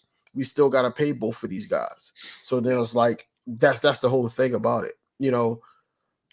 AJ Brown, I feel like that AJ Brown is in a space where he wants to just prove it on the field and play ball and get back to playing football. Yeah, How many years he got on his contract? Yeah, I completely agree with DV. I mean, he's said it on social media. He said it to Eagles beat reporters that he needs a cleanse from social media, and that's completely normal. People do that all the time, and I completely understand it. So for him to be standoffish to an extent with the media, I get where he's coming from. Mm-hmm. I just don't understand everybody saying, "Oh, he's getting traded. He doesn't want to be here." All that stuff. It's not about that. He's sick of the media because anything that he says, he's immediately the bad guy, and it just makes absolutely no sense. And exactly, Twist says $41 million dead cap hit. That does not make sense. Yeah. I didn't think y'all had that much bad, media rap. I thought we had it bad in Dallas, man. No, nobody's safe anymore. Nobody's safe. Smitty, what do you think? Final thoughts. I knew they was gonna ask me. Bro, I'm just here so I don't get fined, bro. I gotta hear it, bro. For real, bro. I mean, dog, listen. I don't know. I don't care. I'm a Philadelphia Eagle fan. AJ Brown or not. Period. I respect that. All right, listen. All right, let's wrap this shit up. We all got to get some shit done. Go to sleep, whatever we got to do. Yeah. Listen, I appreciate y'all 3 joining us today. It was fun as hell. We talked about more shit than the Eagles because when we talk about the Eagles, I sit back and let y'all do y'all thing. Yeah. But listen, it's been a day 1 podcast. We're here with Inside the Nest, Cole's Cowboy. We really appreciate it. Make sure you guys, yes. Make sure you guys tell a friend to tell a friend. Whether you're on a boat, a bus, or a plane, you can get the day 1 pod content wherever you're at because your broke ass can afford Sprint Mobile and get unlimited data. So make sure not only day 1 podcast, but Inside the Nest, Cole's show. Yes, sir. Yeah. So get your broke ass over to Sprint Mobile wherever you're at. Sign up for the unlimited plan. Watch the content wherever you're at. All right. But for now, Kyle, Anthony, all the homies down below. Catch y'all later. Peace.